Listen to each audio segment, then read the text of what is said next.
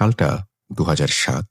আমি তখন এসএসসি পরীক্ষার্থী। স্থানীয় একটা স্কুলের ভালো ছাত্র ছিলাম। একজন মুসলিম মেয়ের সাথে আমার সম্পর্ক ছিল এবং একটা পর্যায়ে কিছু সমস্যার কারণে আমার বাবা আমাকে চকরিয়ায় পাঠিয়ে দেন এবং চকরিয়া কোরক বিদ্যাপীঠ স্কুলে। স্কুলটা কক্সবাজার জেলার শীর্ষ স্কুল ছিল। অনেকেরই সেটা জানার কথা। সুতরাং বিভিন্ন জায়গা থেকে লেখাপড়া করতে আসতো ওখানে ছেলেমেয়েরা। বিশেষ করে কক্সবাজার, বান্দরবান, মহেশখালী ওইসব এলাকা থেকে ছেলেমেয়েরা বেশি আসতো। যেহেতু বছরের অর্ধেক সময়ে আমি ওখানে যাই, সেহেতু আমার কোনো বন্ধু-বান্ধব ছিল না। ওখানকার ছাত্রাবাসে আমি উঠি। হঠাৎ নতুন জায়গায় গিয়ে আমি স্বাভাবিকভাবেই মানসিকভাবে কষ্টে ছিলাম। ওরকম কারো সাথে কথাবার্তা বলতাম না।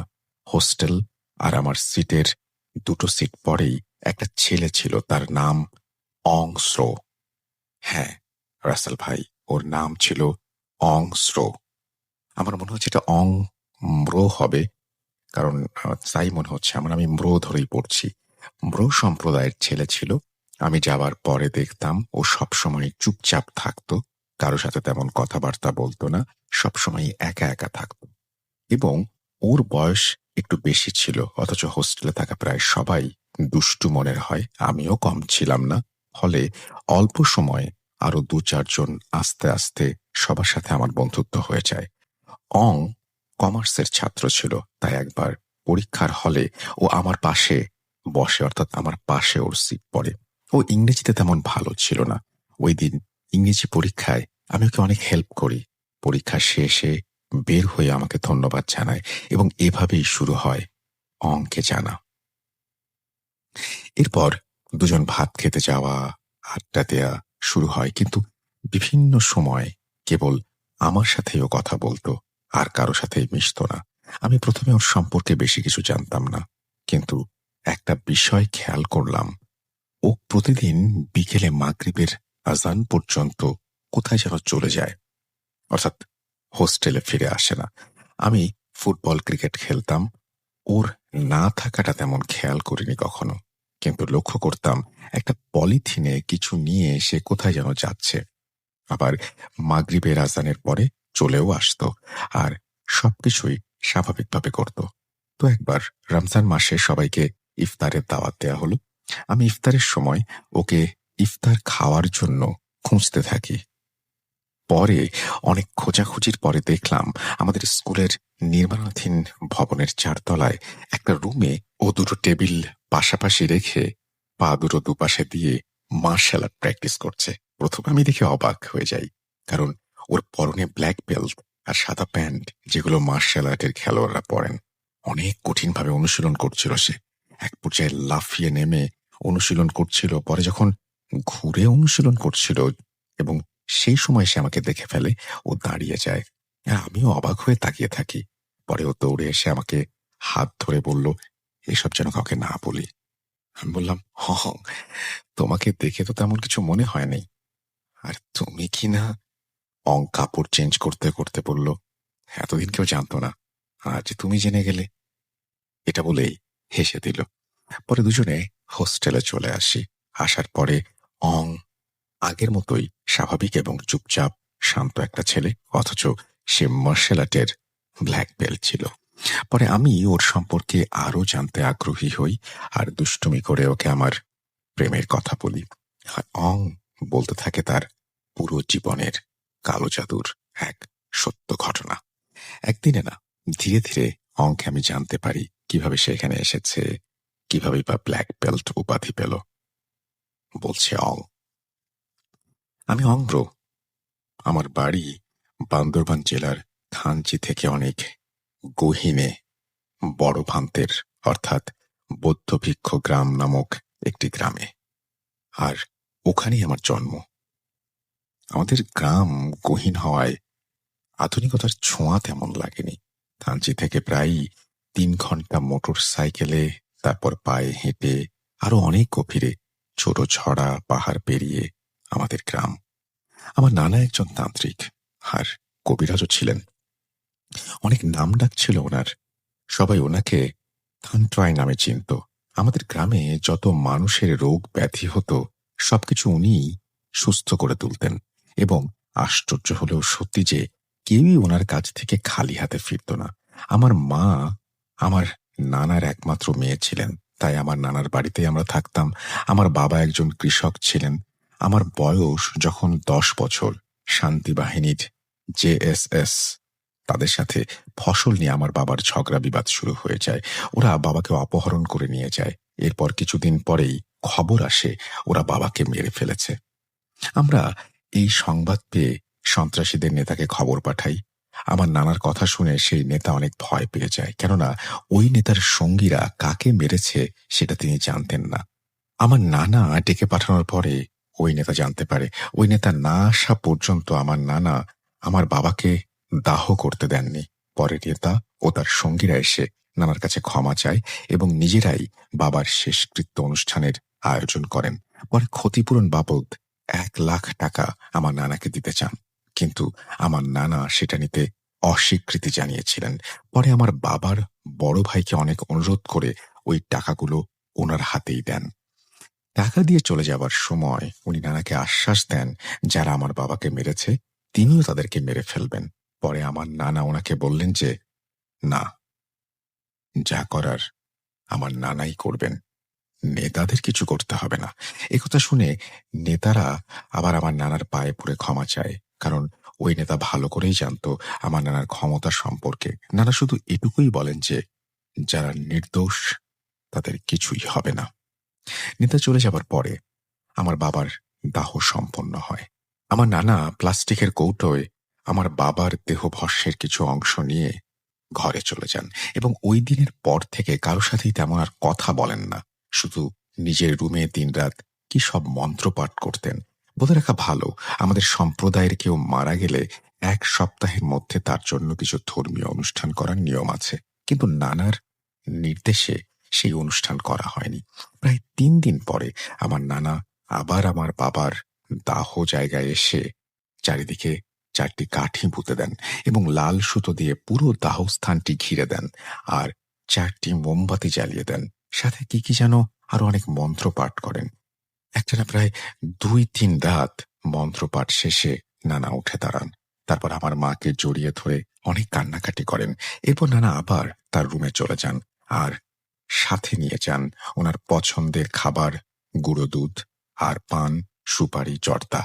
আমার নানার এমন কাজ দেখে পুরো গ্রামের সবাই, এমনকি থানচির লোকজনও অনেক ভয় পেয়ে যান, কেননা নানার তান্ত্রিক বিদ্যা সম্পর্কে সবাই ভালো করেই জানতেন।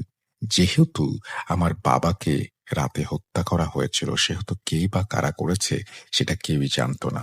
তাই সবাই ভয়ে ছিল যে কি ক্ষতি হয় কার।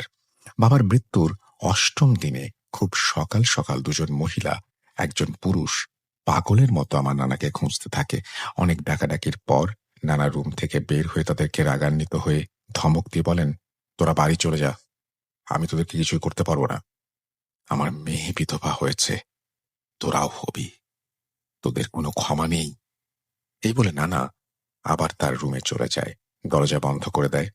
সেই মহিলাদের চিৎকার আর কান্নাকাটিতে গ্রামের সবাই এসে আমাদের উঠোনে জড়ো হয়। পরে নানার কথা অনুযায়ী গ্রামবাসী ওই মহিলা আর পুরুষটাকে চলে যেতে বলেন এবং জিজ্ঞেস করেন তারাই কি আমার বাবাকে মেরেছে কিনা এবং কেনই বা তারা নানার কাছে এভাবে ছুটে এসেছেন। তখন সেই মহিলারা বলতে লাগলেন, আজ থেকে সপ্তাহখানেক আগে সেই দুজন মহিলার একজনের স্বামী আর একজনের ভাই গভীর রাতে বাড়ি ফিরেন। স্বাভাবিকভাবে তারা প্রায়ই রাত করে বাড়ি ফিরত, যেহেতু তারা স্থানীয় সেই শীর্ষ সন্ত্রাসী পার্টির সাথে জড়িত, সেহেতু এ ব্যাপারে বাড়ির অন্যরা তেমন কিছু বলতো না। কিন্তু সেই রাতের ২ দিন পরে এক রাতে তারা দুজনেই বাড়িতে খাবার খেয়ে ঘুমিয়ে যায় এবং একটা সময় বিকট শব্দ করে চিৎকার করে ঘুম থেকে উঠে ভয় পেয়ে কেঁদে ওঠে এবং বলতে থাকে, ও আমাকে মেরে ফেলবে, ও আমাকে মেরে ফেলবে।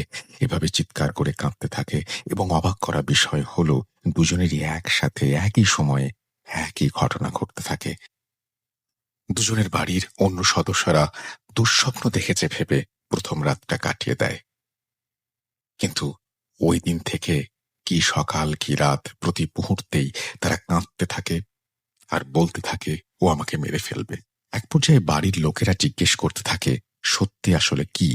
তখন তারা সেই সত্যি বলে দেয় এবং তারা বলে তারাই আমার বাবাকে মেরেছে এবং তারা আমার বাবাকে সবসময় চোখের সামনে দেখছে আর আমার বাবা নাকি ওদের মারতে যাচ্ছে। দুজনের পরিবার একই সাথে একই এলাকায় হওয়ায় তাদের এমন কথা শুনে তাদের পরিবার একই সাথে একটা স্থানীয় কবিরাজের কাছে যান। কবিরাজ এই ব্যাপারে জানতে সন্ধ্যায় আসনে বসেন। কিছুক্ষণ পরে এক লাফে দাঁড়িয়ে যান এবং অনেক ভয়ে ভয়ে বলতে থাকেন, আমাকে মাফ করে দেন। আমি আমার জীবনে এরকম কোনো কিছু মোকাবেলা করিনি। এটা অনেক অনেক উচ্চ স্তরের কালো জাদু, ডাকিনী বিদ্যা, এবং এটা কোনো জিনভূতের কাজ নয়। এটা সরাসরি ওই মৃত লোকটার আত্মার কাজ, যাকে এখনো মুক্ত করে দেয়া হয়নি, এবং যিনি এসব করছেন তিনি সেই কাজে নিজের জীবন অধিষ্ঠান করে কাজ করছেন। সম্ভবত তোমাদের রোগীর মৃত্যু আগামী 9 থেকে 11 দিনের মধ্যে হবে। আর এরকম কাজ কেউ যদি করতে পারে তবে সেটা তিনি আমার গুরু ধান চাই, এবং যদি সমাধান করতে পারে কেউ সেটা উনি।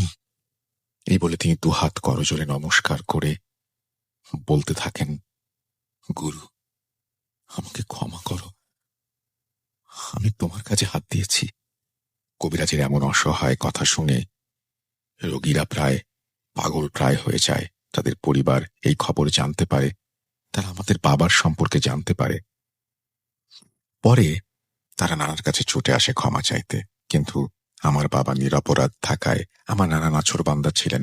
পরে তারা আমাদের গ্রাম থেকে নিজের গ্রামে চলে যায় আর নানা আবার নিজেকে ঘরে বন্দী করে ফেলেন আর সাধনায় মগ্ন হয়ে যান। বাবার মৃত্যুর 11 দিনের মাথায় খবর আসে সেই দুজন মানুষ মারা গেছে। শোনা যায় 10 দিনের দিবাগত রাতের শেষ দিকে তারা দুজনেই অনেক চিৎকার করতে থাকে এবং এক পর্যায়ে একেবারে চুপ হয়ে ঘুমিয়ে যায়। ঘুমাচ্ছে ভেবে বাড়ির সবাই যে যার রুমে চলে যায় এবং সবচেয়ে আশ্চর্যের বিষয়, পরদিন সকালে দুজনকেই মৃত অবস্থায় পাওয়া যায় এবং ঘাড় তাদের পেছন দিকে মোড়ানো ছিল, চোখ খোলা অবস্থায়। 11তম দিন দুপুরে আমার নানা রুম থেকে বের হয়ে সবাইকে ডেকে বাবার শেষকৃত্যের জন্য পুনরায় আয়োজন করতে বলেন। আজকে নানার মুখে কোনো কষ্ট দেখেনি, তিনি হাসছিলেন মৃদু মৃদু। পরে নিজে থেকেই ছড়া অর্থাৎ নদীতে গিয়ে গোসল করে এসে বাবার দাহ করার জায়গায় গিয়ে দাঁড়িয়েছিলেন এবং কি কি যেন বলছিলেন। পরের দিন সকালে 11তম দিনে আমাদের স্থানীয় বিহার বৌদ্ধ মন্দির থেকে দুজন ভান্তে অর্থাৎ বৌদ্ধ ভিক্ষু এসে বাবার শেষকৃত্য অনুষ্ঠান শেষ করেন, কিন্তু আমাদের বিহারের বড় ভান্তে ধর্মগুরু তিনি আসলেন না। ভান্তেরা চলে গেলে আমার নানা তার ঘর থেকে দুটো রশি, দুটো কাপড়ের পুতুল আরো কি কি সহ বাবার দেহ ভস্মকে আগুনে পোড়ালেন এবং মাটি চাপা দিলেন। বাবার প্রথম দাহস্থানের চারিদিকে দেয়া লাল সুতার বাঁধন কেটে দিলেন, খুঁটি এবং লাল সুতোগুলো আগুনে পুড়িয়ে দিলেন। তারপর আমার হাতে কবরের ওপর মাটি দেয়ালেন, মোমবাতি ধূপকাঠি জ্বালিয়ে দিলেন। সব শেষ করে বাড়িতে এসে আমার নানা আমার মাকে জড়িয়ে ধরে অনেকক্ষণ কাঁদলেন। তারপর প্রায় 12 দিন পরে নানা মুখে ভাত দিলেন। এরপর তিনি বেশ কিছুদিন অসুস্থ ছিলেন। অসুস্থ অবস্থাতেই তিনি মানুষের সেবা করতেন। 2006 সালে মারা যান। পরে আমাকে আমার মা বান্দরবন শহরের একটি খ্রিশ্চান স্কুলে ক্লাস 6-এ ভর্তি করিয়ে হোস্টেলে দিয়ে দেন। আমি ওখানেই পড়ালেখা করি আর মার্শাল আর্ট শিখি। কালক্রমে আমি ব্ল্যাক বেল্ট উপাধি পাই। ক্লাস 9-এ উঠলে আমাকে আমার মা এখানে নিয়ে আসেন আর সেই থেকে আমি এখানে। রাসেল ভাই, এই ছিল অংয়ের জীবনের ঘটনা, কিন্তু আমার কাছে আরো ঘটনা আছে। অং, তার গ্রাম, বিশেষ করে অংয়ের নানা এবং তার গুরু, এবং অংয়ের গ্রামের বড় ভান্তে অর্থাৎ ধর্মগুরু, অংয়ের নানার গুরুর মেয়ের সাথে মুসলমান একটি পরিবারের লোমহর্ষক ঘটনা অং আমাকে বলেছিল। পরে কোনো একদিন সময় হলে আপনার অনুমতি পেলে পাঠিয়ে দেব। ভুল ত্রুটি ক্ষমা সুন্দর দৃষ্টিতে দেখবেন। ধন্যবাদ। আমার আসল নাম ঠিকানা সঙ্গত কারণে গণমাধ্যমে প্রকাশে অনিচ্ছুক, এই জন্য তিনি কোনো কিছুই প্রকাশ করেননি। আমাকে লিখেছেন এখানে, কিন্তু আমি সেটা প্রকাশ করছি না। তো আমি আশা করছি যে এই ঘটনাটা আপনাদের ভালো লেগেছে, কারণ খুব চমৎকার একটা ঘটনা, খুব চমৎকারভাবে গুছিয়ে তিনি লিখেছেন এবং ভালো না লাগার কোনো কারণ নেই। আমার কাছে তো খুবই অন্যরকম লেগেছে এবং একটা নতুন সংস্কৃতি সম্পর্কে জানতে পারা, একটা মানে আমরা তো যখন ঘটনা শুনি তখন মাথার ভেতরে দৃশ্যকল্প তৈরি হয়। তো এই ঘটনাটা পড়ার সময় আমি সেই পাহাড় দেখতে পাচ্ছিলাম, সেই লাল সুতো দিয়ে ঘেরা জায়গাটা, তারপরে সেই দেহ ভস্ম নিয়ে ঘরের ভেতরে নিজেকে বন্দি করে ফেলার দৃশ্যগুলো আমার কাছে খুব অদ্ভুত লাগছিল। আমার মনে হয় আপনারাও ভিজুয়ালাইজ করতে পেরেছেন। যদি করতে না পারেন তাহলে আমি বলবো ঘটনাটা সময় মতো যদি পরে কোনো সময় পান আরো একবার শুনবেন, ভালো লাগবে। যাই হোক, আমরা চলে যাব আমাদের পরবর্তী ঘটনায়।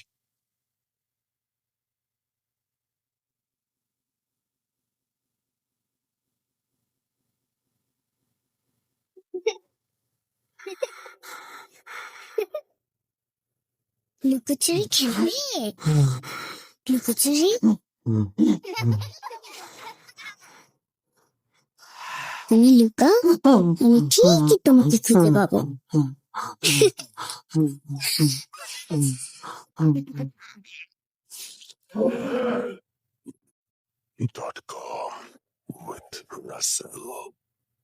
Welcome back. আপনাদের সবাইকে আরো একবার স্বাগত জানাচ্ছি। আমি রাসেল। আশা করছি আপনারা সবাই ভালো আছেন, ভালোর দলে আছেন। আমরা সরাসরি পরবর্তী ঘটনায় যাব। তার আগে বলি, আমাদের সঙ্গে প্রথম থেকে শেষ পর্যন্ত যদি থাকেন আমরাও খুব খুশি হব এবং আমাদের সমস্ত কষ্ট সার্থক হবে।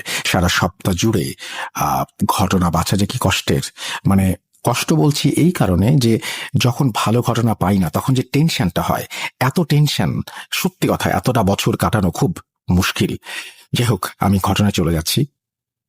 আসসালামু আলাইকুম রাসেল ভাই, আশা করি ভালো আছেন আপনার শ্রোতাদের দোয়া আর ভালোবাসায়। আমার নাম আসিফ জোনায়েদ। আমার হোম টাউন ময়মনসিংহ, কিন্তু আমার পরিবার সহ আমি গাজীপুরে থাকি। আমি আপনার একজন নিয়মিত শ্রোতা। আমার দৈনন্দিন কাজের মতো ভূত.কম একটা অভ্যেসে পরিণত হয়েছে। আমি ক্লাস 7-এ তখন 2016 সাল থেকে ভূত এফএম এর সাথে ছিলাম, আর এখন ভূত.কমের। আমি এবার এইচএসসি পরীক্ষার্থী এবং 6টা এক্সাম ইতোমধ্যে শেষ হয়েছে। যেহেতু আমার পরীক্ষা চলছে, তাই আমার স্টুডিওতে আসা সম্ভব হবে না, আর আপনার মুখ থেকে ঘটনাটি শুনতে বেশি রোমাঞ্চকর লাগবে, তাই আমি চাই আপনি পড়ে শোনান। এটা আমার প্রথম ঘটনা। ঘটনাটি হলো আমার দূর সম্পর্কের এক চাচা ও চাচির সাথে ঘটে যাওয়া একটি ঘটনা। ঘটনাটি ময়মনসিংহে গফরগাঁও উপজেলার। আমি দুঃখিত, কারণ ইউনিয়ন ও এলাকার নাম উল্লেখ করতে পারি না কিছু ব্যক্তিগত কারণে। তো ঘটনাটির সূত্রপাত 2022-এর 10 কি 12 তারিখের মধ্যে। আমার চাচা প্রতিদিনের মতো কাজ করে দুপুরের দিকে বাড়ি ফিরছিলেন। তার সাথে আরেকজন ছিলেন। তো ওনাদের বাড়ি যাওয়ার পথে একটা স্কুল আছে, ওই স্কুলের সামনে দিয়ে যাওয়ার সময় হঠাৎ একজন বৃদ্ধ পাগল ওনার কাছে এসে বলতে থাকেন, তোর সামনে খুব বিপদ, তুই সাবধানে চলাফেরা করিস। তো স্বাভাবিকভাবে উনি পাগলকে পাশ কাটিয়ে যান, পাগলের কথায় কোনো পাত্তা দেন না। পাগল যা খুশি তাই বলতে পারে এটা ভেবে চাচা এড়িয়ে যান, কিন্তু ভুলে যান ব্যস্ততার মাঝে।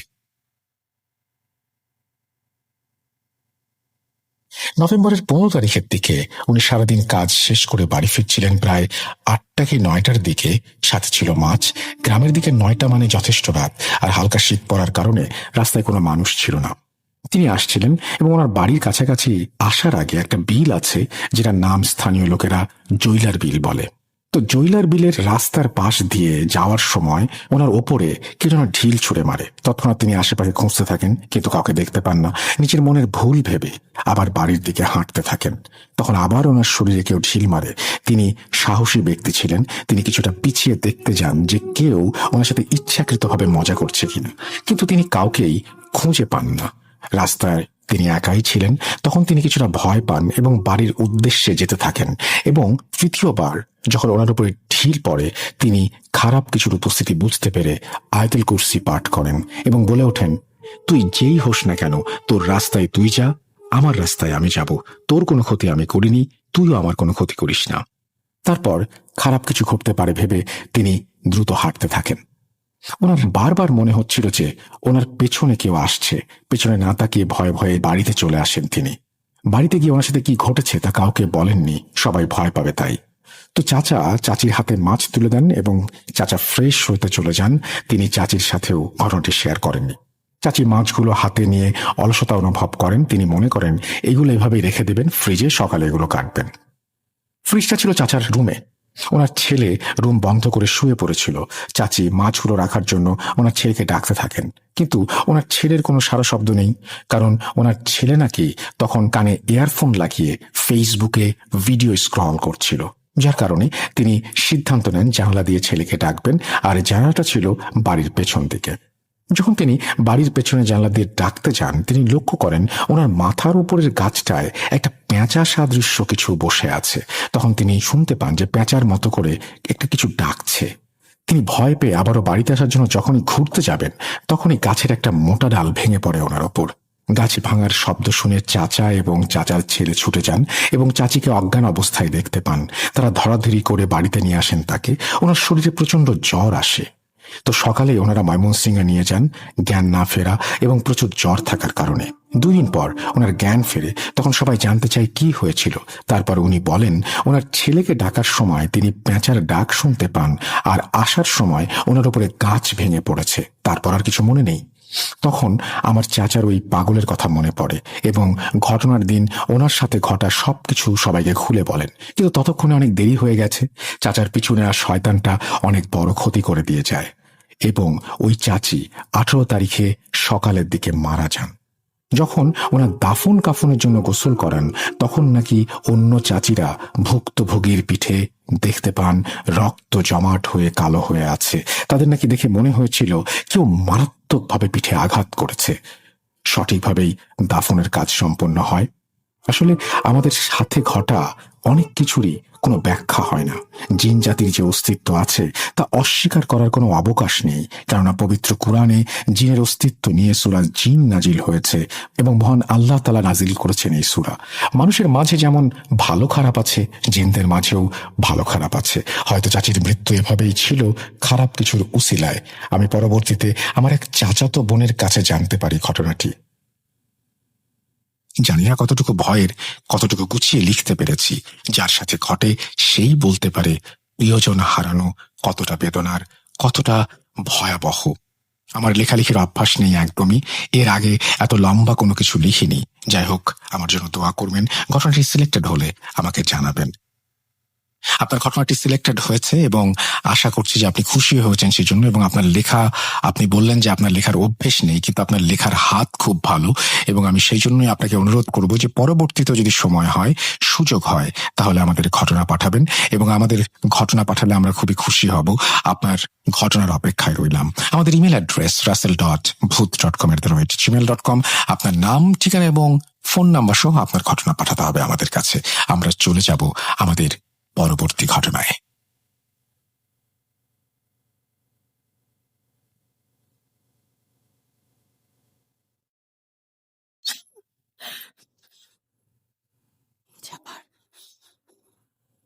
শুনতে পাচ্ছেন শব্দটা? ভয়ের আরেক নাম ভূত.com with Russell। Welcome back. আপনাদের সবাইকে আরো একবার স্বাগত জানাচ্ছি। আমি রাসেল। আশা করছি আপনারা সবাই ভালো আছেন আর ভালোর দলে আছেন। আমি আলহামদুলিল্লাহ ভালো আছি, ভালোর দলে আছি। আমি পরবর্তী ঘটনায় যাব। আশা করছি এই ঘটনাটি আপনাদের ভালো লাগবে। আমি তাকিয়ে দেখছিলাম, মুখ থেকে লালা পড়ছে। এটা কোনো কুকুর না, অনেকটা বাঘের মতো দেখতে। লেজটা কুমিরের মতো, পিঠের ডোরাকাটা একটা ভাব আছে। এসেই আমার পায়ে কামড় দিল। এমন একটা পরিস্থিতি, নিজেকে বাঁচাবো নাকি ভয়কে জয় করব। আমরা চায়ের দোকানে বসতে যাব, ঠিক তখনই আমার এক কলিগ আজিজ ভাই অন্য একজনকে এটা বলছিলেন। আমি ভাইকে বললাম, ভাই কি যাতা বলছেন? আপনাকে কামড়ে দিলে আপনার পা দেখান। যদি মন দিয়ে শুনিস তাহলে বুঝবি কিভাবে। অফিস শেষে যাবার পথে বলবো তোকে। আসসালামু আলাইকুম রাসেল ভাই, ভালো আছেন জানি, তা না হলে এটা পড়তেন না হয়তো। তো দোয়া থাকে সব সময় যেন ভালো থাকেন। আমি অফিস শেষ করে ওনার জন্য অপেক্ষা করছিলাম কিছুক্ষণের জন্য। এরপর একসাথে রিক্সা নিলাম। পথে বললেন বাসের মধ্যে না বলে নেমে চা খেতে খেতে বলবেন। বলে রাখি, আমি তখন একটা জব করতাম যেটার অফিস ছিল উত্তরায় জসিমউদ্দিনে, আর আমার বাসা মিরপুর 13 নম্বর মসজিদের উল্টা পাশে। তো আমরা মিরপুর 10-এ নামলাম।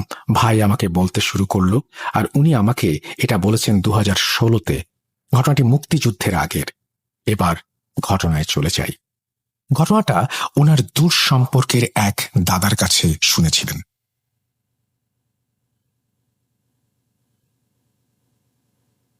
সেদিন উনি এশার নামাজ পড়ে ভাবেন কিছু সময় মসজিদে বসে থাকবেন। বাইরে ঝড় বইছে, তাই উনি বের হতে পারছিলেন না। উনি মসজিদে মাগরিবের সময় এসেছিলেন। নদী পার হয়ে 20 মিনিট হেঁটে মসজিদে যেতে হয়। ওনাদের এলাকার মসজিদের কাজ চলছে, তাই উনি অন্য মসজিদে যেতেন। ওনার ব্যাক করতে করতে অনেক সময় লাগবে, তাই উনি ফেরত না এসে থেকে যান। মসজিদে হুজুর ওনাকে বলেন, আমি আর মুয়াজ্জিন সাহেব আছি, আমাদের সাথে থেকে যান। অনেক রাত হয়ে গেছে, তাছাড়া কাদা রাস্তা, সাথে অন্ধকার, ঘাটে গেলে নৌকা পাবেন কিনা। দাদু ভাই বলেন যে নৌকা না পেলে উত্তরকোনা দিয়ে হেঁটে চলে যাব, ওইদিকে পানি কম আছে। বাড়িতে না গেলে সবাই চিন্তা করবে, এর চেয়ে চলে যাওয়াই ভালো। তাই পরে মসজিদের হুজুর ওনাকে একটা টর্চ লাইট দিয়ে দেন। লাইটটা নিয়ে যান, কাজে দেবে। আর ওদিকে রাস্তাটা ভালো না, আল্লাহর নাম নিতে নিতে যান। তো আমার দাদু বের হয়ে গেলেন। উনি আল্লাহকে ডাকতে ডাকতে যাচ্ছেন। তুফান আর বৃষ্টির কারণে পুরো রাস্তা কাদা কাদা হয়ে আছে। দাদু তাই জুতা খুলে হাতে নেন। আবছা আবছা আলোয় সামান্য দূরে দেখা যায়। তো 5-7 মিনিট হাঁটার পর উনি দেখলেন 4 জন লোক কিছু একটা কাঁধে নিয়ে যাচ্ছেন। উনি ভাবলেন এত রাতে হয়তো জেলেরা মাছ ধরে ফিরছে। উনি একটু জোরে হেঁটে তাদের সামনে যেতে চাইলেন, কিন্তু উনি যতই জোরে হাঁটেন দেখেন তারা তত জোরে হাঁটছে। এরপর উনি হাঁক দিলেন, ভাই একটু দাঁড়াও, একসাথে যাই। এরপরই দেখেন যে ওনারা যেটা নিয়ে যাচ্ছেন ওটা থেকে কিছু একটা লাফ দিল, আর ওই 4 জন ঠিক তখনই হাওয়ায় মিলিয়ে গেল, আর সেই প্রাণীটা দাদির উপরে এসে লাফ দিল। দাদু তখন দেখলেন তার মুখ থেকে লালা পড়ছে। এটা কোনো কুকুর না অনেকটা বাঘের মতো দেখতে, লেজটা কুমিরের মতো, পিঠে আবার ডোরাকাটা দাগ। এসেই পায়ে কামড় দিল। এমন একটা পরিস্থিতি, নিজেকে বাঁচাবো নাকি ভয়কে জয় করব। দাদু হাতের টর্চটা দিয়ে ওই প্রাণীটার মাথায় বাড়ি দিলেন, কিন্তু ছাড়ল না। দাদু তখন মনে করলেন এমন কিছু বাস্তবে থাকতে পারে না, আর উনি সূরা আর দরুদ পড়তে শুরু করলেন। এরপর দেখলেন প্রাণীটা পা ছেড়ে দিল এবং আস্তে আস্তে একটা মানুষে পরিণত হলো। এরপর পুরো মানুষ না হয়ে শরীরটা শুধু হলো এবং পেছনে একটা লেজের মতো, লালাগুলো তখনও মুখ দিয়ে ছুটছে। দাদু কোনোভাবে খোঁড়াতে খোঁড়াতে নদীর যে দিকটায় পানি কম সেদিকে যেতে থাকলেন। আর পেছনে দেখলেন সেই প্রাণীটা ওনার পা থেকে বের হওয়া রক্তগুলো জিভ দিয়ে চেটে চেটে খাচ্ছে, আর দাদুর দিকে এগিয়ে আসছে, ঠিক একটা কুকুর যেভাবে খায়। সেই প্রাণীটির হাত মাটির মধ্যে কেমন যেন খামচি দিয়ে ধরে আছে সে। পিছনের পাগুলো মাটিতে ঠিক দেখতে মাকড়সার মতো, কিন্তু গায়ে একটা কাপড় আছে, তবে কি রঙের কাপড় সেটা মনে নেই ওনার। এরপর উনি গড়াতে গড়াতে পানিতে নামলেন, নেমে সাঁতার কাটতে লাগলেন। ওই প্রাণীটি পেছনে এসে দাঁড়িয়ে গেল। দাদু আর পেছনে তাকাননি। উনি ঠিক তখন শব্দ শুনলেন, ঝুপ করে কেউ একজন পানিতে ঝাঁপ দিল। দাদু বুঝতে পারলেন দাদুর আর রক্ষা নেই। তিনি কালেমা পড়া শুরু করলেন জোরে জোরে। ঠিক তখনই ওই প্রাণীটা ওনাকে পানির ওপর ছুঁড়ে মারলেন, আর দাদু নদীর পাড়ে এসে পড়লেন। দাদুর মাথায় ব্যথা পান, গায়ে হাতেও ব্যথা পান, আবার অন্যদিকে তার পা দিয়েও রক্ত ঝরছিল। আর ঠিক তখন সেই প্রাণীটা উড়ে এসে দাদুর ওপরে পড়ল।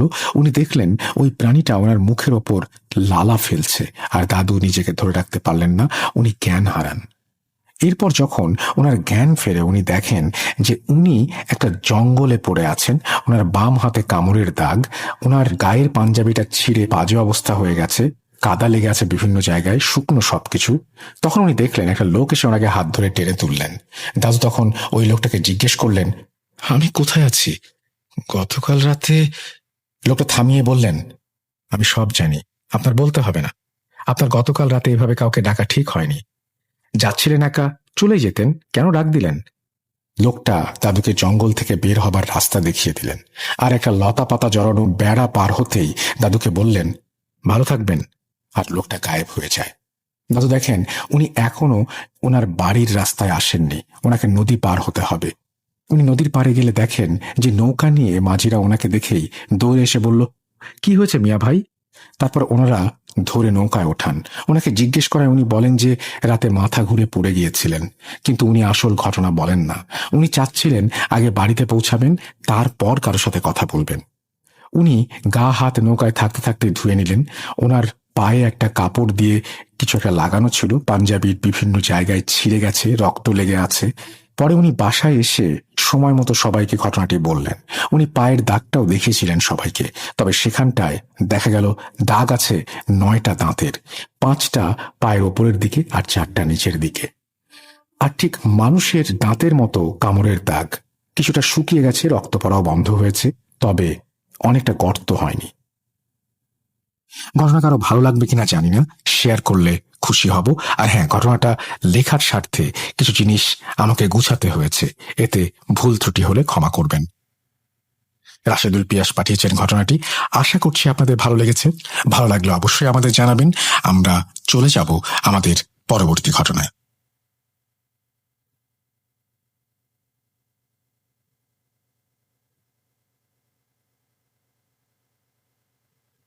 আবারও রাতের আঁধারে ভয়ের রাজ্য ফুঁড়ে ফিরেছি সেই পুরনো সুরে। বিশ্বাস করা বা না করা আপনার ব্যাপার, but the old music comes alive. Bhoot.com. The fear returns with Russell. Welcome back. আপনাদের সবাইকে আরো একবার স্বাগত জানাচ্ছি। আমি রাসেল। আশা করছি আপনারা সবাই ভালো আছেন, ভালোর দলে আছেন। আমি সরাসরি চলে যাব আমাদের পরবর্তী ঘটনায় এবং আশা করছি আমাদের এপিসোডটি আপনাদের ভালো লাগছে। আমি শুধুমাত্র একটা রিকোয়েস্ট করব, আপনারা এমন কোনো জায়গায় আমাদের ভূত.com শুনবেন না যে জায়গাটি অথেন্টিক না আর কি। অনেক ফেক চ্যানেল আছে, অনেক কিছু আছে, সেখান থেকে দয়া করে শুনবেন না। আমরা সর্বাত্মক চেষ্টা করছি আপনাদের কাছে দারুণ দারুণ সব ঘটনা নিয়ে আসার, বাকিটা আল্লাহ তাআলার ইচ্ছা। কিন্তু প্লিজ আমি রিকোয়েস্ট করব যে আপনারা প্লিজ এমন কোনো জায়গা থেকে শুনবেন না যেটা আমাদের প্ল্যাটফর্ম না বা আমাদের চ্যানেল না। চলে যাব আমাদের পরবর্তী ঘটনায়। যেভাবে লেখা আছে আমি সেভাবে শুরু করছি। জানি আপনি ভালো আছেন, তাই আর জিজ্ঞেস করলাম না, কারণ আপনি সবসময় ভালো থাকেন। যাই হোক, আমি নোমান, থাকি খুলনাতে এবং আমি একজন অ্যাম্বুলেন্স ড্রাইভার। আর ঘটনাটি আমার সাথে ঘটা। বেশি কথা না বলে ঘটনায় যেতে চাই। আর এটা আমার ফার্স্ট ঘটনা, তাই লেখায় কোনো ভুল হলে ক্ষমা সুন্দর দৃষ্টিতে দেখবেন। ঘটনাটি ঘটে আমার সাথে আজ থেকে 3 বছর আগে। আমি তখন নতুন গাড়ি চালানো শিখলাম। যখন কল আসতো তখনই চলে যেতাম। একদিন আমি খুব রাত করেই বাসায় ফিরলাম, কারণ ওই দিন কোনো ভাড়া মারতে পারিনি। তাই আর কি, বাসায় এসে আম্মু বলল, কিরে তুই আজ এত দেরি করে বাসায় ফিরলি? তখন আমি বললাম, আজ সারাদিন কোনো ভাড়া হয়নি, তাই দেরি হয়েছে। তখন আম্মু বলল, আচ্ছা তুই ফ্রেশ হয়ে আয়, আমি খাবার দিচ্ছি। আমি ফ্রেশ হয়ে খেয়ে শুয়ে পড়লাম। ঠিক রাত 1টা বাজে আমার মোবাইলে একটা কল আসলো। আমি একটু হকচকিয়ে উঠলাম। দেখি আমার মোবাইলে 10 বার কল এসেছে। আসলে খুবই ক্লান্ত ছিলাম, তাই কলটা ধরতে পারিনি। পরের বার আবার কল আসলো এবং আমি ধরলাম। বললাম, আসসালামু আলাইকুম, কে বলছেন? ওপাশ থেকে একজন বলল, ভাই একটা ডেড বডি আছে, আপনি একটু তাড়াতাড়ি আসেন। কোথায় যাবেন? পিরোজপুর সন্ন্যাসী শহরে। যাই হোক, আমি তখন আমার হেল্পারকে ফোন দিলাম। বললাম, কোথায় তুই? ও বলল, ভাই আমি তো বাসায়, ট্রিপ পেয়েছি একটা, তাড়াতাড়ি চলে আয়, মেডিকেলে যেতে হবে। আমি তখনও ভাবিনি আমার জন্য কত বড় একটা চমক রয়েছে। যাই হোক, আমি তাড়াতাড়ি মেডিকেলের মর্গে এসে লাশটা গাড়িতে তুললাম এবং দেখলাম লাশটা একটা হিন্দুর লাশ। তারপর আমি তার মুখের কাপড়টা ঢেকে দিলাম। আমি তাদেরকে বললাম, আপনারা যারা যারা যাবেন উঠে পড়েন। তারপর সবাই উঠল এবং আমি গাড়ি চালাতে শুরু করলাম। প্রথমে ঠিকঠাক মতোই গাড়ি চলল, কিন্তু আমরা যখন রূপসা ব্রিজ পার হলাম তখনই বিপত্তি ঘটল। আমি আমার বামে তাকিয়ে যা দেখি তা দেখে আমি রীতিমতো অবাক। আমার পেছনে যে লাশটা, সেটা আমার গাড়ির সাথে সাথেই হাঁটছে আর বলছে যে তাকে কোথায় নিয়ে যাওয়া হচ্ছে। এটা দেখে আমার ঘাম টপ টপ করে পড়তে শুরু করলো। জানি লিসেনাররা বিশ্বাস করবেন না, কিন্তু এটাই সত্যি। কি ভাবছেন? এখানেই শেষ, এখন তো কেবল শুরু। যাই হোক, সারাটা রাস্তা আমার সাথে সাথেই এই লাশটা আসছিল। তাদের বাড়ি পৌঁছালাম, লাশটাকে নামালাম, কিন্তু একটু তাড়াতাড়ি করছি। সেটা আমার হেল্পারেরও চোখ এড়ালো না, এবং আমি ঘামছিও প্রচুর, সেটাও লক্ষণীয় একটা বিষয়। তারপর আমি গাড়িতে উঠে স্টার্ট দিলাম, আমি চালাতে শুরু করলাম, এবং তাদের বাড়ি থেকে কিছুটা দূর আসার পর আমার হেল্পার আমাকে জিজ্ঞেস করলো, ভাই, আপনি তো তাড়াহুড়া করছিলেন কেন, আর তো ঘামছেন কেন? তখন আমি বললাম, ও কিছু না, শুনলে হয়তো ভয় পাবে তাই আর ওকে কিছু বলিনি। যাই হোক, সন্ন্যাসী 3 রাস্তার মোড় নামক একটা জায়গা আছে, ওখানে আসার পর আমি শুনতে পেলাম কেউ ফিস ফিস করে কি যেন বলছে। আমি পেছনে তাকানোর সাহসও পাচ্ছি না। আমি যখন আমার আয়না দিয়ে দেখার চেষ্টা করলাম, তখনই পেছন থেকে একজন খুব ভারী কণ্ঠে বলল, আমাদের ওই চৌরাস্তার মোড়ে নামিয়ে দিয়ে তারপর তোরা যাবি। আমি আমার হেল্পারকে বললাম, একটা সিগারেট ধরিয়ে দে। তখনই দেখলাম আমার নতুন লাইটারটা কাজ করছিল না। কিছুটা সময় পার হওয়ার পর হঠাৎ লাইটারটা জ্বলে উঠল, আর ফিস ফিস আওয়াজও বন্ধ হয়ে গেল। আমি তাড়াতাড়ি আল্লাহর নাম নিয়ে আবারও গাড়ি চালাতে শুরু করলাম, এবং এর মধ্যে আমাদের দুজনেরই অবস্থা খুব খারাপ। তাই চরখালি ফেরিঘাট মোড়ে দেখলাম এক চাচার দোকান। আমরা ওখানে নামলাম, নেমে আমরা দুজনেই চা খেলাম, বিস্কিট খেলাম, কিন্তু ওই চায়ের দোকানদার চাচা কোনো কথা বলছেন না। তারপর আমরা বিল দিয়ে যখন গাড়িতে উঠব, তখন তিনি একটা কথাই বললেন, তোমরা তাহলে ফিরে আসতে পারলে? তেমন কেউ ওদের হাত থেকে ফিরে আসতে পারে না। চাচার কথার কিছুই বুঝলাম না। তারপর আমরা খুলনাতে ফিরলাম। সবচাইতে মজার ব্যাপার হচ্ছে, আমার দেশের বাড়ি ওই পথটা দিয়ে। আমি যখন বাসের হেল্পারকে জিজ্ঞেস করলাম যে এখানে একটা চাচার দোকান আছে কিনা, সে আমার দিকে এমন ভাবে তাকালো, আমি আজ থেকে 8-9 বছর এই বাসে, আমি এখনো তো কোনো চাচার দোকান দেখিনি। এখানে আমার অবাক হবার মাত্রা চরমে পৌঁছালো। যাই হোক, রাসেল ভাই, ভূত.com-এ পাঠানো প্রথম স্টোরি ভালো লাগলে শোনাবেন। কাজের দরুন স্টুডিওতে আসতে পারবো না, আমি চাই আপনি ঘটনাটি পড়ে শোনান। আমার নাম মোহাম্মদ নোমান, থাকি খুলনা খালিশপুর। এবং তারপরে তিনি তার ফোন নাম্বার শেয়ার করেছেন, তারপরে আবারও লিখেছেন, ঘটনাটি 100% সত্যি। ঘটনাটি সিলেক্টেড হলে আমাকে জানাবেন প্লিজ। আমি আপনার ঘটনা সিলেক্ট করেছি এবং আশা করছি আপনি আজকে শুনছেন। যদি ভালো লাগে লিসনার, আপনারাও জানাবেন। আমরা চলে যাব আমাদের পরবর্তী ঘটনায়।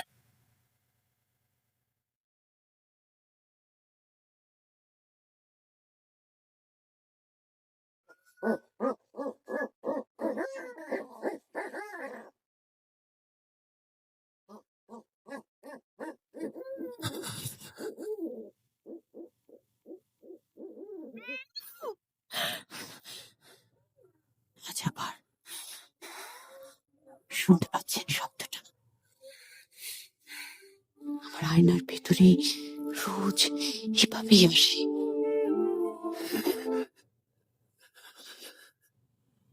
Bhoot.com with Russell. Welcome back. আমি রাসেল আছি আপনাদের সাথে, আর শুনছেন ভূত.com। আমরা চলে যাব আমাদের পরবর্তী ঘটনায়। অবশ্যই এবার একটি অডিও ক্লিপ। আশা করছি আমাদের এই অডিও ক্লিপটি আপনাদের ভালো লাগবে। যদি ভালো লাগে অবশ্যই আমাদের জানাবেন, যদি ভালো না লাগে সেটাও আমাদেরকে জানাবেন। আমরা কয়েকদিন ধরে, অর্থাৎ কয়েক সপ্তাহ ধরে ভালো ভালো অডিও ক্লিপগুলোই আপনাদেরকে শোনাচ্ছি এবং শোনানোর চেষ্টা করছি, এবং সেই জন্য আপনাদের সহযোগিতাও দরকার। আপনারাও প্রচুর পরিমাণে অডিও ক্লিপ পাঠান, যাতে আমরা নিয়মিতভাবেই চমৎকার সব ঘটনা আপনাদের কাছে নিয়ে আসতে পারি। চলুন কথা না বাড়িয়ে আমরা সরাসরি চলে যাই ঘটনায়।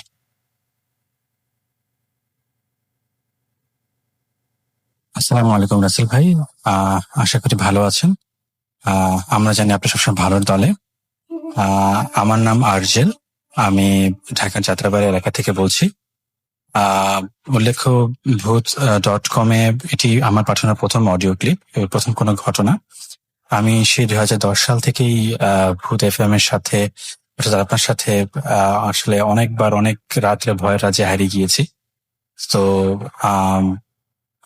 আমি আজকে যে ঘটনাটি শেয়ার করবো সেটি অলমোস্ট সেই সময়কার ঘটা একটি ঘটনা। তো ঘটনাটি একটু বড়, আশা করি একটু মনোযোগ দিয়ে শুনবেন এবং ভুল ত্রুটি ক্ষমা সুনির্দিষ্ট দেখবেন। আমি যে ঘটনাটির কথা বলছি সেটি আসলে গাজীপুরের একটি গার্মেন্টস ফ্যাক্টরি রিলেটেড ঘটনা। তো সঙ্গত কারণেই, যেহেতু এখনো গার্মেন্টস ফ্যাক্টরিটি এখনো রানিং অবস্থায় আছে, এখানে শত শত মানুষ কাজ করছেন, তো সঙ্গত কারণে আমি সেই প্রতিষ্ঠানটির নাম এখানে উল্লেখ করছি না এবং এক্সাক্ট লোকেশনটি দিচ্ছি না। তবে আমি যে ঘটনাগুলো শেয়ার করবো সেগুলো সম্পূর্ণ সত্য, এবং এগুলোর সাক্ষী আসলে বহু মানুষ। তো প্রথমে ঘটনাটিতে আমি একদম সরাসরি চলে যাচ্ছে এখন। ঘটনাটি অ্যাকচুয়ালি ঘটেছে 2008-এর মাঝামাঝি থেকে 2009-এর শেষ দিক পর্যন্ত। তো অ্যাকচুয়ালি যেটি মানে আমরা শুনি, তখন আমরা হাই স্কুলে পড়তাম।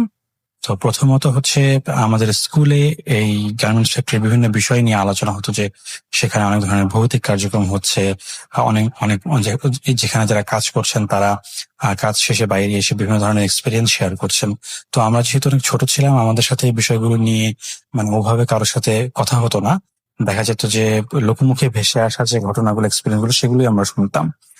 কিন্তু ওগুলো সত্যি কথা বলতে কনক্রিট ভাবে একদম যে বলার মতন কিছু মানে অমনও ছিল না।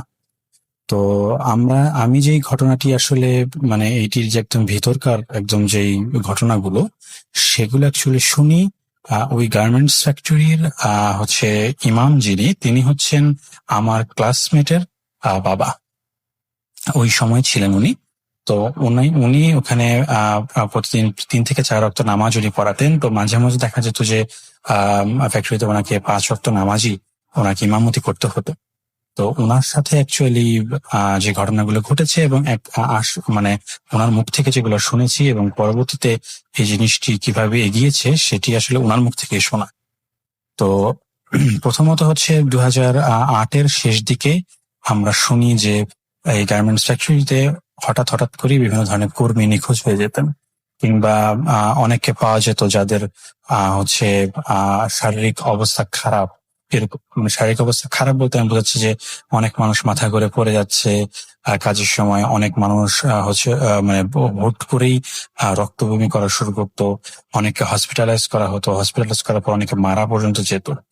তো এই ধরনের বিষয়গুলো নিয়ে মানে আসলে কেন ঘটছে এগুলো, হাসপাতালের মানে কোনো ধরনের প্রথমে ধারণা করা হয়েছিল যে কোনো ক্ষতিকারক রাসায়নিক পদার্থের জন্য হয়তো এগুলো হচ্ছে, কিন্তু অ্যাকচুয়ালি পরবর্তীতে যে দেখা যায় যে পরবর্তীতে যে ঘটনাগুলো হয় কয়েক মাস পর থেকে শুরু হয়, সেগুলো হচ্ছে যে তাদের হুট করেই তাদের গায়ে আঁচড়ের দাগ পাওয়া যেত, বিভিন্ন কর্মীদের গায়ে দেখা গেল তারা অজ্ঞান হয়ে যাচ্ছে এবং পরবর্তী তাদের গায়ে আঁচড়, এরকম কিছু। তো এইভাবে ঘটনাগুলি বিভিন্নভাবে চলতে থাকে। তো এগুলোর আসলে কোনো ধরনের সমাধান পাওয়া যাচ্ছিল না। তো প্রথমে যে জিনিসটা নিয়ে আসলে সত্যি কথা বলতে সবচেয়ে বেশি আলোচনা সৃষ্টি হয় সেটি হচ্ছে যে এখানে প্রতিদিনই দেখা গেল 1-2 করে যে কর্মী তারা নিখোঁজ হয়ে যেত। অর্থাৎ আজকে কাজে আসছে, তাদের সবকিছু ঠিকঠাক, তো হুট করে দেখা যেত যে তারা নেই। তো এই নিখোঁজ হয়ে যাওয়াটা মানে একটা পর্যায়ে, এবং যে তখনকার সময়ের সাথে কথা বলতে সিসিটিভি ক্যামেরা বা ওরকম অতটা মানে কমন ছিল না। তো মানে এটাকে চেক করার উপায় ছিল না যে তারা আসলে ফ্যাক্টরি থেকে কিভাবে বেরিয়েছে, কেউ কোনো ক্ষতি করেছে কিনা, এরকম বিষয়গুলো। আর একটা গার্মেন্টস ফ্যাক্টরিতে আসলে বিশাল একটি জায়গা জুড়ে অনেকগুলো কক্ষ, রুম, বিভিন্ন ধরনের মানে একদম মানে বিশাল একটি এরিয়া। তো এত বড় এরিয়া আসলে সম্পূর্ণটাও কোন ধরনের সার্ভেইলেন্স এর আন্ডারে আনাটা আসলে কষ্টের ব্যাপার। তো যাই হোক, তো ওই নিখোঁজ হওয়ার পর থেকে যে জিনিসটা শুরু হয়, প্রতিদিনই ভাবে করে কয়েকজন করে মানে কাজে তারা যাচ্ছে আজকে, কিন্তু পরে তারা আর কাজ থেকে বাড়িতে ফিরে যাচ্ছে না। তো তাদের যে ফ্যামিলি মেম্বার আছে তারা পরের দিন সকালে হয়তো গার্মেন্টস মানে গেটের সামনে এসে দাঁড়িয়ে থাকতেন, তারা মানে দেখতে চাইতেন যে তাদের স্বজন আসলে ভিতরে আছে কিনা, তাদের যে ফ্যামিলি মেম্বার যারা এখানে ওয়ার্কার, কিন্তু ওরকম কোনো রেসপন্স মিলতো না। তো এভাবে করে, এবং আরেকটি বিষয় হচ্ছে যে যেহেতু গার্মেন্টস ফ্যাক্টরিতে দেশের বিভিন্ন জায়গা থেকে মানুষজন আসলে কাজ করতে আসতো, সবার আসলে মানে ওর মানে মানে দেখা গেল যে খুব ভালো ব্যাকগ্রাউন্ড থেকে খুব কম মানুষজনই আসতো। তো বেশিরভাগ সময় দেখা যেত যে তারা কোন একটা হয়তো গার্মেন্টস কর্তৃপক্ষের কাছে কোনো একটা ক্ষতিপূরণ পেয়ে এই জিনিসটা নিয়ে তারা চুপসে যেত বা এটি নিয়ে তারা কোনো স্টেপ নিত না। তো এইভাবে করে আসলে চলছিল। তো যে জিনিসটা শুরু হয় 2009-এর শুরুর দিকে,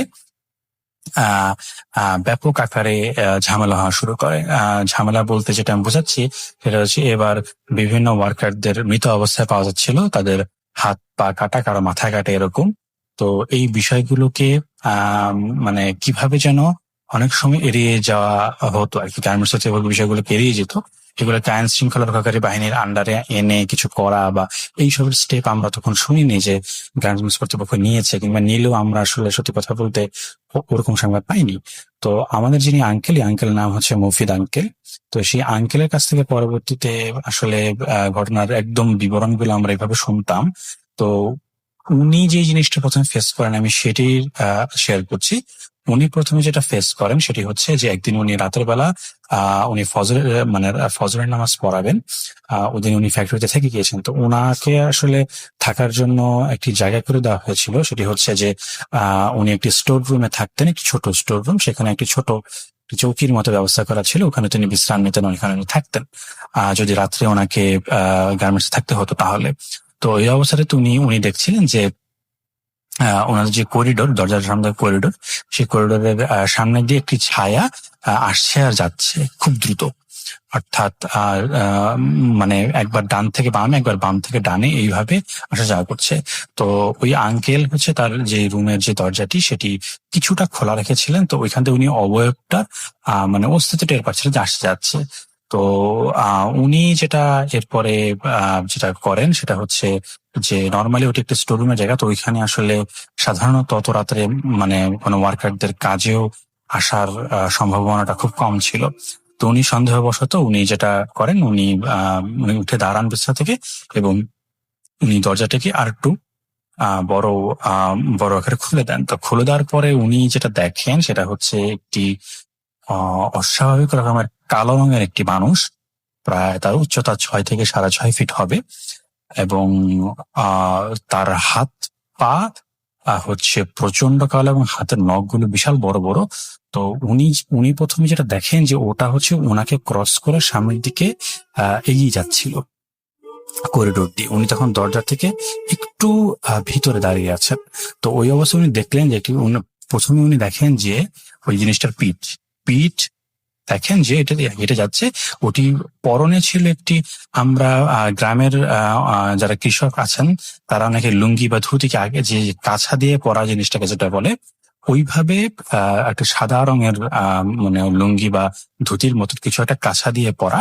হ্যাঁ, এবং পুরোটা আর বাকি শরীর আর কোনো কাপড় চোপড় নেই। তো ওইভাবে যাচ্ছে। তো উনি যখন দেখেন ওই জিনিসটা যখন আবার ব্যাক করছে, অর্থাৎ ডান পাশ থেকে যখন বাম পাশে যখন সে করিডোর থেকে আসছে, উনি তখন যেটা দেখলেন এই জিনিসটার কোনো মাথা নেই, এবং এটার মাথা হচ্ছে ওটার বাম হাতের উপরে সেটা নিয়ে ওটা হাঁটছে। এবং উনি যখন এই মাথাটার দিকে তাকালেন তিনি দেখলেন ওটার চোখ দিয়ে তাকিয়ে দিয়েছে, মুখ দিয়ে একটি মানে হাসির মতন একটি রিয়াকশন ওটি দিয়ে রেখেছে। এবং ওনাকে দেখা মাত্রই ওই জিনিসটি এতক্ষণ যে হাঁটাচলা করছিল বন্ধ করে সোজাসুজি ওই মুফিদ আঙ্কেলের দিকে তাকিয়েছিলেন।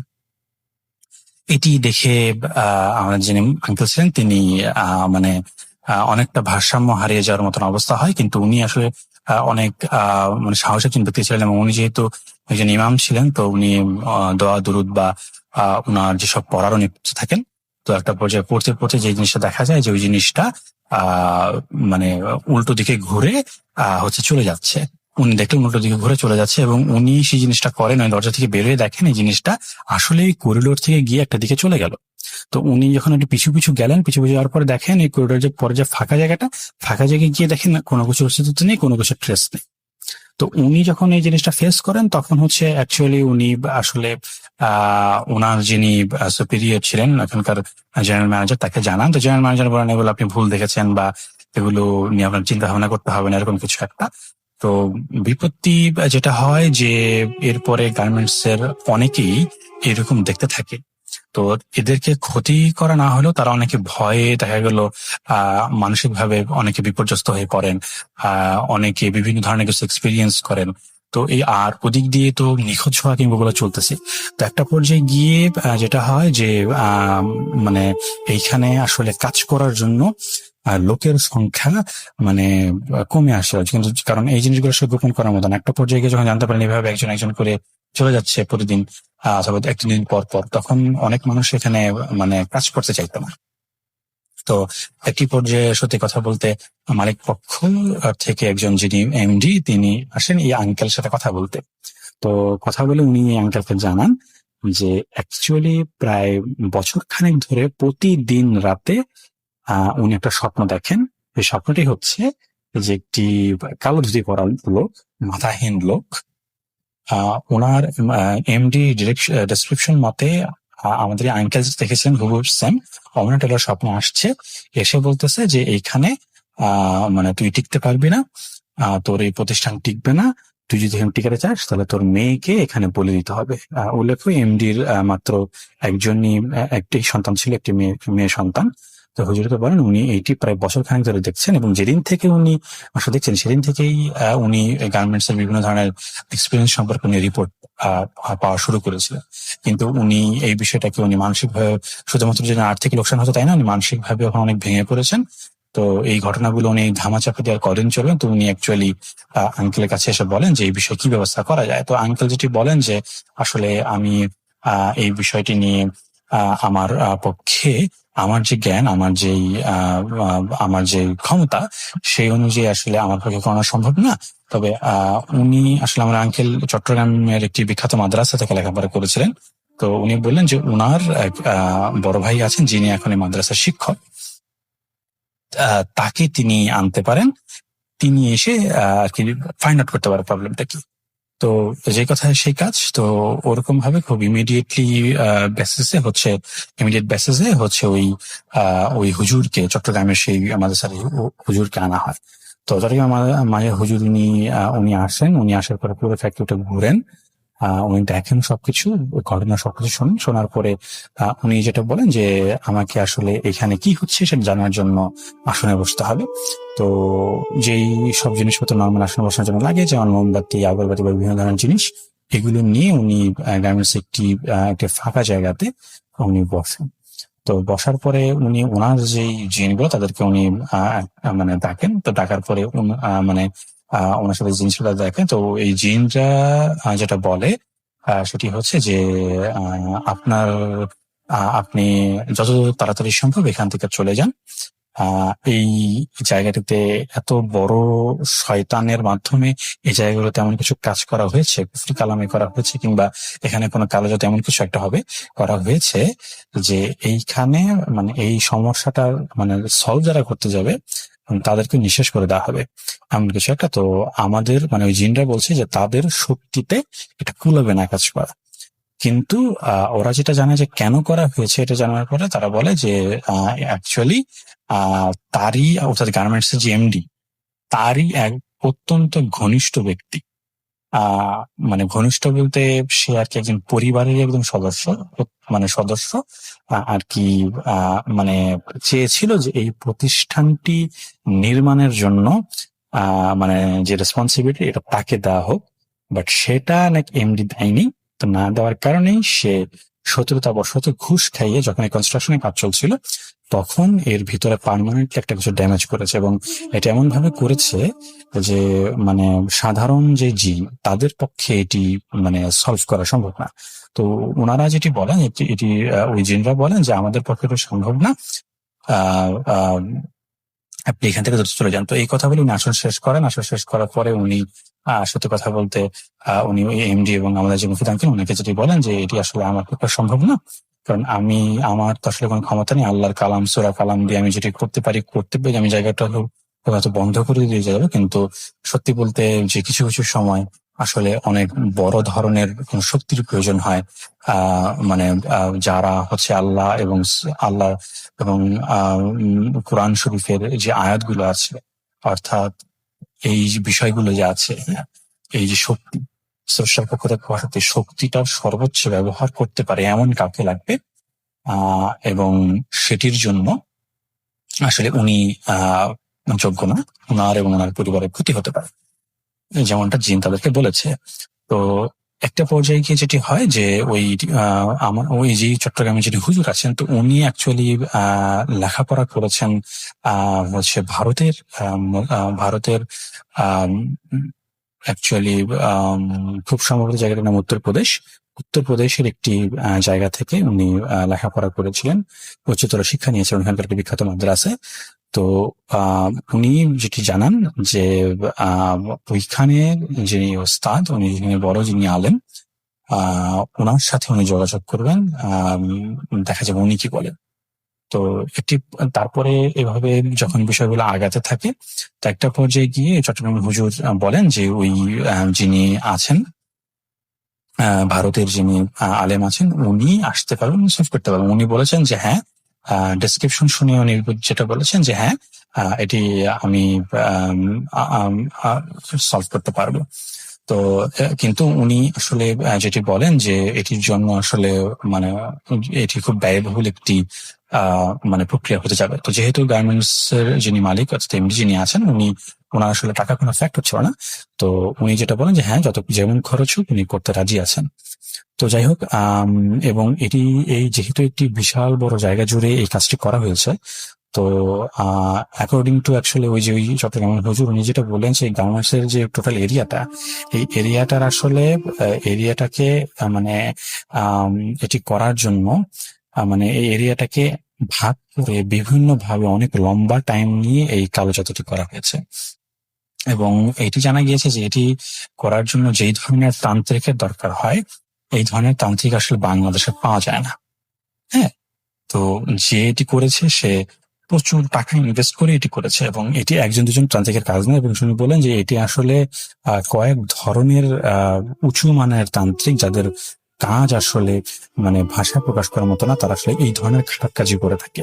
হ্যাঁ, তো এই ধরনের কয়েক ধরনের তান্ত্রিকের তন্ত্রমন্ত্র এবং তাদের যেই কাজ, পিশাচ দিয়ে যে কাজ, সেগুলোই আসলে এখানে করা হয়েছে।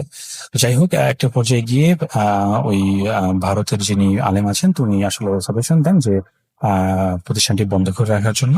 কারণ এখন যেহেতু জিনিসটা ফাইন্ড আউট করা হয়ে গেছে, তো সত্যি কথা বলতে ওই পিশাচদের আরো কোনো ভয়ঙ্কর রূপ হতে দেখা যেতে পারে এর জন্য। তো ওই ভারতের আলেম বলেন ফ্যাক্টরিটি বন্ধ করে দেওয়ার জন্য, এবং উনি দ্রুত বাংলাদেশে আসা ট্রাই করবেন। তো একটা পর্যায়ে গিয়ে হ্যাঁ, উনি 2 সপ্তাহ টাইম নিয়ে বাংলাদেশে চলে আসেন, এবং উনি শুধু একা আসেননি, উনি প্রায় 10 জন ওনার অ্যাকচুয়ালি ওখানকার সাবঅর্ডিনেট তাদেরকে উনি নিয়ে আসেন সাথে করে। এবং চট্টগ্রামের যে মাদ্রাসা যে হুজুর আছেন ওনাকে বলেন আরো 30 জন হাফেজে কোরআন তাদের কানা যায়। তো এইভাবে করে অলমোস্ট প্রায় 40-50 জন একটা বিষয় টিম ওই উনি আলেম বলেন যে 3 দিন ধরে এক নাগারে সেখানে যেই পয়েন্ট গুলোতে ওই কানাজাদা করা সেই পয়েন্ট গুলোতে একজন একজন করে বসিয়ে 24 ঘন্টা কোরআন শরীফ পড়া হবে, টোটাল 72 ঘন্টা, অর্থাৎ 1 সেকেন্ডের জন্য হচ্ছে এখানে কোরআন তেলাওয়াত থামানো যাবে না। এবং ওই যে বড় হুজুর যিনি আছেন, যে ভারতের যিনি বড় আলেম আছেন, উনি এই সবগুলো পয়েন্ট একদম মধ্যবর্তী এখানে বসে উনি ওনার যে প্রসেস সেটি উনি করে যাবেন। তো ওনারা যেটি বললেন যে উনি যেটি বলেন যে এইখানকার পিশাচটি এত শক্তিশালী যে একে আসলে তাড়ানো সম্ভব না। একে যেটা করতে হবে, একে মানে নিঃশ্বাস করতে হবে। একে যদি নিঃশ্বাস করা না যায় তাহলে এটি মানে আর যাই করি ঘুরে ফিরে এটা চলে আসবে, এটা এত শক্তিশালী। তো যাই হোক, যে কথা সেই কাজ। তো এইভাবে করে ওই প্রসেস গুলো ফলো করতে থাকেন। তো স্বাভাবিকভাবেই ওখানে সাহায্য সহযোগিতার জন্য আমাদের ওই যে মুফিদ আঙ্কেল যিনি ইমাম উনি ছিলেন, চট্টগ্রামের হুজুর ছিলেন, এরকম আর অনেকে ছিল। গার্মেন্টস কর্তৃপক্ষের যারা এমডি তারাও ছিলেন ওখানে, এমডি ডিরেক্টর সবাই ছিলেন। তো ওই প্রসেসে মানে দেখা গিয়েছে যে 30টা পয়েন্টে ওনাদেরকে বসিয়ে দেওয়া হয় এবং হাফিজে কোরআন তেলাওয়াত শুরু করেন। তো ওনারা মানে ওই মুফিদ আঙ্কেলের ভাষ্য মতে যারা কোরআন তেলাওয়াত করছিলেন এদের অনেকেই হচ্ছে অজ্ঞান হয়ে যাচ্ছিল। তো ওই অজ্ঞান হয়ে যাচ্ছিল এবং তাদের জায়গায় যেন কাউকে মানে বসানো যায়, এবং ওরকম ব্যাকআপ প্রত্যেকের পাশে রেডি ছিল। এবং যারা অজ্ঞান হয়ে যাচ্ছিল তারা যখন জ্ঞান ফিরতো, তাদেরকে জ্ঞান ফিরে আনাতো, তারা যেটা বলতো যে সামনে ওনারা দেখছিলেন যে এই পিশাচগুলো তাদের সামনে এসে পিশাচরা একে একে তাদের চোখ উপড়ে ফেলছে, তাদের কান ছিঁড়ে ফেলছে, তাদের একটা একটা করে হাতের আঙ্গুল এগুলো ছিঁড়ে ফেলছে, পা ছিঁড়ে ফেলছে, পেট থেকে তারা নাড়ি ভুড়ি বের করে এনে দেখাচ্ছে। তো এই জিনিসগুলো যখন হচ্ছিল অনেকেই হচ্ছে এগুলো করে সহ্য করতে না পেরে ওরা অজ্ঞান হয়ে যাচ্ছে। তো এইভাবে করে করে 72 ঘন্টা নানান প্রতিকূলতার পরে হচ্ছে যে বড় হুজুর যিনি আছেন অর্থাৎ বড় আলেম যিনি, ওই আলেম যেটা দেখেন উনি যেখানে বসে এই কাজগুলো করছিলেন যে ওনাকে একদম ঘিরে প্রায় একাধিক পিশাচ উনাকে ঘিরে আছেন। তারা ওই আলেমকে গালিগালাজ করছেন, তারা ওই আলেমকে হচ্ছে মৃত্যুর হুমকি দিচ্ছেন, তারা পরিবারের মৃত্যুর হুমকি দিচ্ছেন। এবং ওই আলেম কোথা থেকে এসছেন, ওনার বাবা মার নাম কি সবকিছু বিশেষে বলে, এবং আরো অনেক ভয়ঙ্কর কার্যকলাপ যেগুলো হয়তো ওই বড় হুজুর যিনি আছেন তিনি সব কথা আসলে বলেননি। তো এই জিনিসগুলো, তবে এইখানের মানে অদ্ভুত বিষয়টি হচ্ছে যে এইখানে যারা আসলে জিনিসগুলো ফেস করেছে সবাই হচ্ছে প্রসেসে যুক্ত ছিল। প্রসেসের বাইরে যেমন আমাদের মফিদ আঙ্কেল ভাই, তারা কিন্তু আসলে কিছু দেখেনি। তারা যেটা করে যে একদম যখন 72 ঘন্টা যখন একদম শেষ হয়ে যাবে, সে শেষ হওয়ার 5 থেকে 10 মিনিট এইটুকু টাইমে ওনারা অনেক বাজে কান্নার আওয়াজ শুনেছেন, অর্থাৎ আর্তনাদ করছে, অর্থাৎ একটা হচ্ছে প্রাণীকে মানে জবেহ করার সময় তারা যে এইরকম একটা আর্তনাদ করে, ওরকম আর্তনাদের আওয়াজ তারা আসলে মানে শুনেছেন। এবং ওনারা যেটা বলেন যে ওনারা যেটা বলেন যে এই 5 থেকে 10 মিনিট এই আর্তনাদের খাওয়া এতটাই মানে ভয়ঙ্কর ছিল যে ওই মফিদ আঙ্কেল বা ওনারা যারা ছিলেন ওরা হচ্ছে কান বন্ধ করে রাখতে পারছিল। যাই হোক, এই প্রসেসটা যখন আর্তনাদ থেমে যায় তখনই আসলে অফিসিয়ালি এই প্রসেসটা সম্পূর্ণ হয়। তো ওই যে বড় হুজুর বলেন, উনি বলেন যে তোমরা হচ্ছে এই গার্মেন্টস এর হচ্ছে এই যতগুলো ভবন আছে, যতগুলো রুম আছে, সেগুলো তন্ন তন্ন করে খুঁজতে হবে। তো এখন ওনারা বললো যে কি খুঁজতে হবে, পরে বললো যে এই যে কালো জাদু করার পরে এই যে এই পিশাচগুলোকে প্রসেসের মাধ্যমে হত্যা করা হয়েছে। উনি বলেন এই পিশাচগুলোর তাদের যে শরীর, অর্থাৎ তাদের যে তারা কোনো ফিজিক্যাল কোনো ধরনের প্রুফ তারা যে মারা গেছে এগুলো হচ্ছে এই ভবনের বিভিন্ন জায়গায় পাওয়া যাবে, কিন্তু তিনি শিওর বলতে পারলেন না যে তিনি ঠিক কোথায় জায়গা পাওয়া যাবে। তো তবে উনি আইডিয়া দিলেন যে যেসব জায়গাতে অনেক দুর্গন্ধ, যেমন যেমন হচ্ছে টয়লেট কিংবা এমন কোনো জায়গা যেখানে মানুষ সচরাচর আসলে মানে ওই জায়গাটায় মানুষ যায় না, মানুষের শ্বাস প্রশ্বাস যে জায়গাটাতে যায় না, হ্যাঁ, মানুষ যেখানে দাঁড়ায় না, মানুষ যেখানে অবস্থান করে না, এমন কোন জায়গা যেগুলো আছে অর্থাৎ দুর্গন্ধযুক্ত জায়গা এবং অন্য একদম বদ্ধ জায়গা, এরকম জায়গাগুলোতে তারা হচ্ছে কিছু না কিছু জিনিস পাবে। ওই জিনিসগুলোকে যেটা করতে হবে কালেক্ট করে একসাথে পুড়িয়ে দিতে হবে, এবং এমন যদি হয় যে একটি বাদ দিয়ে মানে বাকি সব করা হয়েছে, তাহলে একটা থেকেই আবার ওখান থেকে একটা নতুন মানে এরা রেজারেক্ট করতে পারে, মানে এরকম একটি ধারণা হচ্ছে ওই হুজুর দিয়েছে। তো উনি যেটা করেন, উনি ওনার নিজের যে সাথে করে আনান লোক তাদেরকে উনি কাজে লাগান। তো ওখান থেকে একটা পর্যায়ে প্রায় হচ্ছে 50 থেকে 60 জনের একটি দল তন্ন তন্ন করে খুঁজে তারা যেগুলো পায় সেগুলো আসলে সত্যি কথা বলতে মানে তারা আসলে বিভিন্ন প্রাণীর বডি খুঁজে পায়, বডির বিভিন্ন পার্ট, যেমন কেউ হয়তো পেয়েছে যে